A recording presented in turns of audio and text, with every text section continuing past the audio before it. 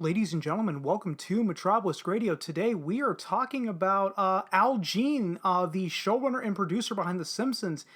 He just came out and said that he doesn't want a streaming-only release for the second Simpsons movie. According to this article from Screenrant, it says showrunner Al Jean said that he doesn't want The Simpsons 2 to have an exclusive streaming release. The satirical and it just goes into background. But yes, back in 2007, they made their first movie, which was actually pretty funny. Actually, the first thing from The Simpsons I ever watched was the Simpsons movie. I remember because I was over at a friend's house, and this was at a time my parents were like uber strict, and they wouldn't let me watch The Simpsons. But I watched the Simpsons movie anyway. I admitted to them a few years ago, multiple years after I did it, and it's like, well, what the fuck are you gonna do to me now? But in an interview with comicbook.com, Al Jean talked about the state of the Simpsons movie 2. He explained that if the film were to ever happen, he wouldn't want it to be a streaming release, saying, quote, "We were really talking about it a lot before the pandemic, and now I think just as a caution, we want to see how movies, and specifically animated movies, come back, because I wouldn't want to do it as a streaming experience. We really want it to be a theatrical movie because that was the point of the first one. It was a thing you couldn't get anywhere else. I'm going to the movies. I'm vaccinated. I'm really rooting for the movie industry, but I want to see what personally the landscape is. And then they also have so many great movies. I think they have 5 Avatar movies, 5 Star Wars movies in waiting, so they have a lot to roll out. And we're going to go see Black Widow this weekend. I'm going to support the theater even though I have Disney Plus." End quote. And the article goes on to state that on a reported budget of $75 million, I didn't realize the first movie cost that much to make. On a reported budget of $75 million, the Simpsons movie went on to gross over $535 million worldwide.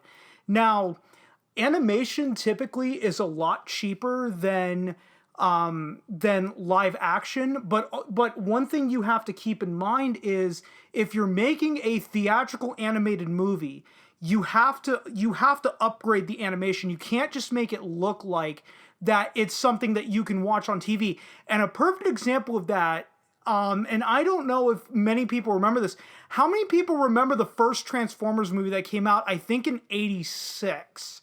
It was the animated movie that I think bridged the gap between seasons 2 and 3. I don't remember which seasons it bridged.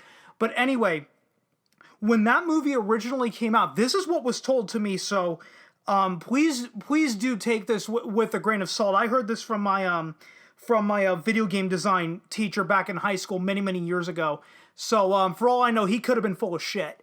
But what was inferred to me was that the Transformers movie was originally going to be like a 5 or 6 episode run on television, and then at the last minute they decided to make it a theatrical movie, and that's why the animation looks so similar to the show, is because it was originally made for television but then was brought into the theaters basically just to milk the Transformers franchise at that time, because it was a really popular TV show, really popular toy line.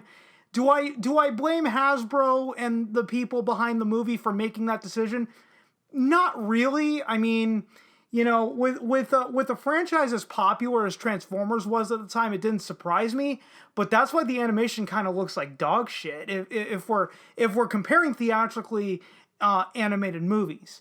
Now, the article goes on with, given its financial success at the box office, how it received positive reception from critics, and its ability to constantly influence pop culture, a sequel shouldn't be totally out of the question. That is true, and they do note that, in fact, Fox noted interest back in 2014 for a sequel to the film.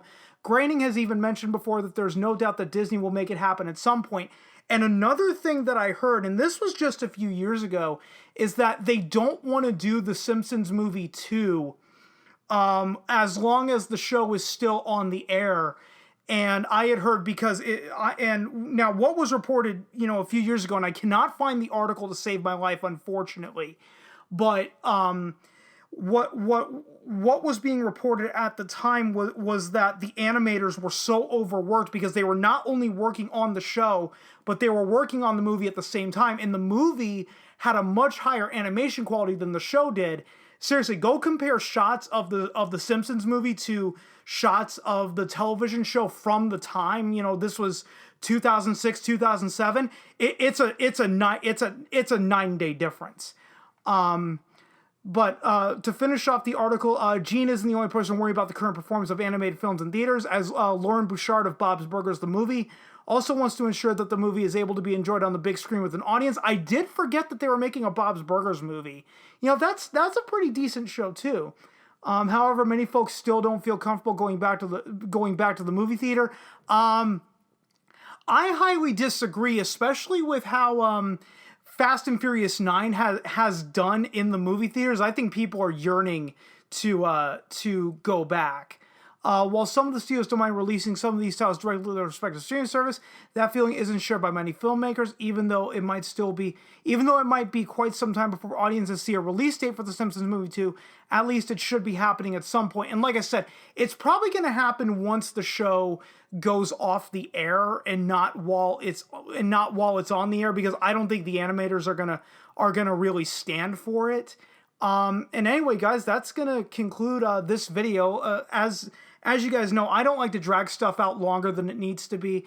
And as you guys know, I am terrible at ending these, so I will just see you guys next time.